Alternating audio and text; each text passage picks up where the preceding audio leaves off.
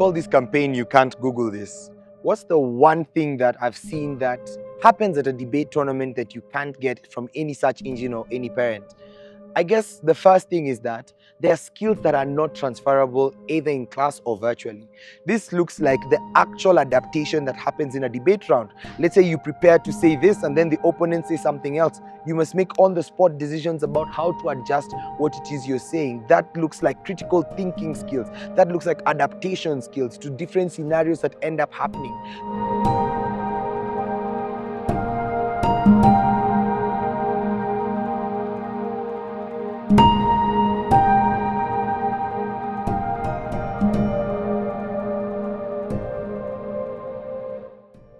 We allocate majority of governmental aerospace and research funding to marine science initiatives, focusing on sustainable resource discovery and climate mitigations within the Earth's oceans. Now, my name is Dylan Weru Kariuki. I go to Nova Pioneer Tattoo Boys, and I have been doing African Debate Academy for 3 years now. Hey. Hi, Tell me your name, Shania. what school you're from, and how Parkland. long you've been doing this. I'm from Parklands Baptist, and this is my first time doing public speaking. Wow. Respect creates peace and can solve conflicts, because if you respect a person, there won't be any conflict, because like you have respected them. But you have these siblings and you can't share them equally. So what should you do? Should you keep it all to yourself, and there will not be sharing? Or should you give the youngest and the middle child and leave the oldest? First thing first, I'm the oldest sibling, and the second born is 10. So you see, the third born and fourth born are young. So the thing is, if I give the oldest and they eat one, 2 of them will feel very left out. They might cry because little kids don't understand that there's limited resources. What did your morning look like today before you got here? I woke up quite late, so I rushed to get out of the house, but the morning was fine. In a very hectic morning, trying to master your research last minute. It's been it's been a really fruitful journey, coming, especially doing Mashujaa for the first time in quite some time. It was really fun.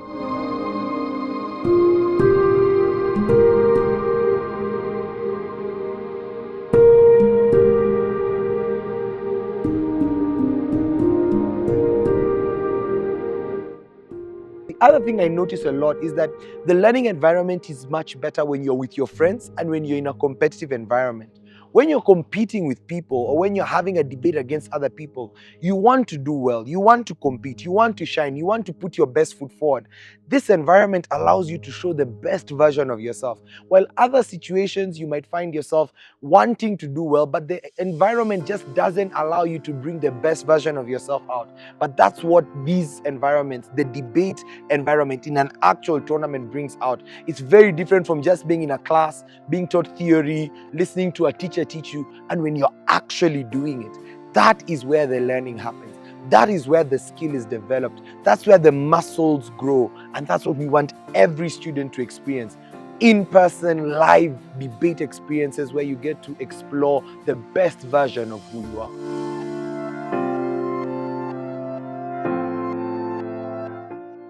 At my speech, I would like to declare that I will take my POIs silently, and I will take them by raising your hand.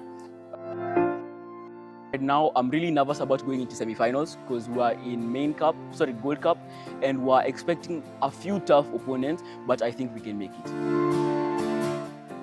Hi everybody, my name is Mr. Kennedy Otieno. I'm a patron at Debate, Nova Pioneer Tattoo Boys, and say that it has been a journey for the young boys. One in particular, I would mention Dylan Wawiru. He is a grade 9 student, joined the debating club when he joined the school in grade 7. And I've seen him grow tremendously. First started off as a public speaker, but then advanced to got a team, and is now a lethal debater, if I can use that term. My name is Martin Kenywa from Parklands Baptist School, located in the Westland sub-county of Nairobi County. Beginning of this term, we got an opportunity to participate in the Mashujaa competitions. And when I gave the idea to the students, 2 learners came requesting to do public speaking. Out of 40 learners, only 2 learners showed up for public speaking. And in the end, after much practice, we ended up with 1 learner, that is Shania. What does winning look like to you, and what does losing look like to you? How does it feel when you win and when you lose? Happy. I feel so happy when I win. But when I lose, I feel quite sad that I lost. Why do you feel sad when you lose? Because all my efforts are gone. Is an amazing feeling, you know, all of your hard work paying off. It feels like euphoria. But losing is another story. You feel so down, but then again, it's a learning experience where you learn from your mistakes and you be better in the next round. I've known Dylan for about 4 years now, and we started debates in the year we met together, and I watched him debate, and it was like looking at myself because we were basically the same. That's why I call him my brother now.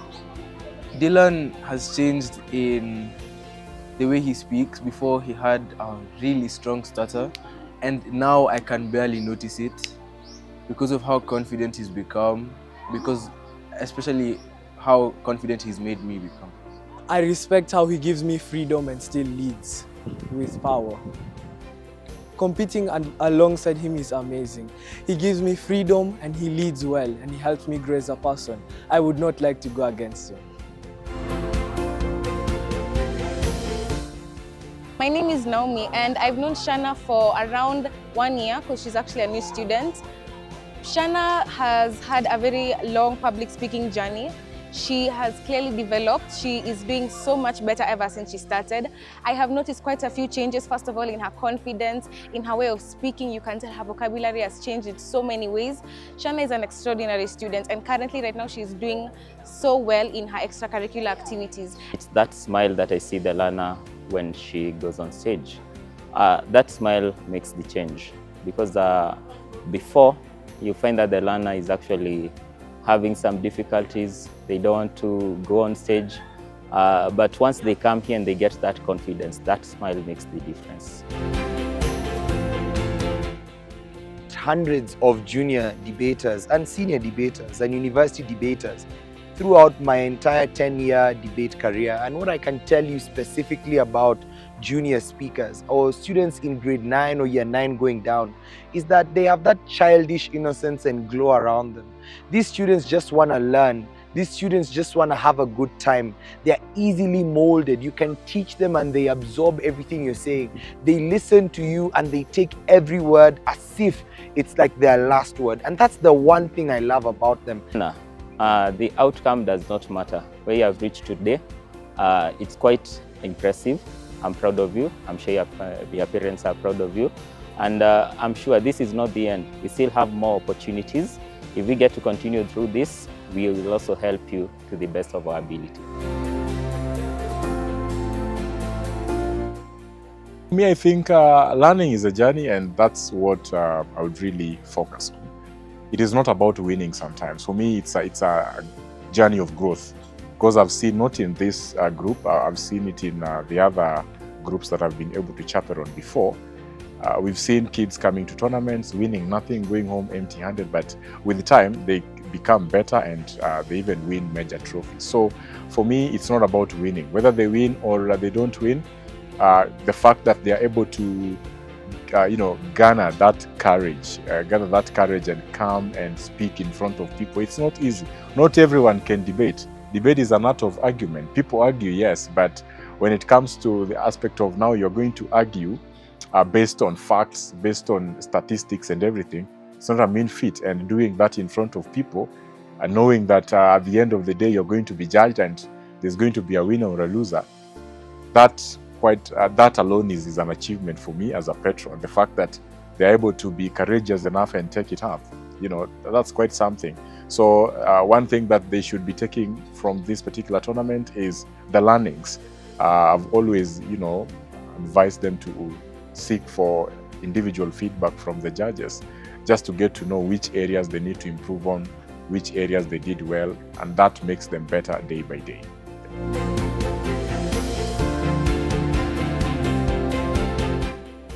I feel good. I feel like I made it.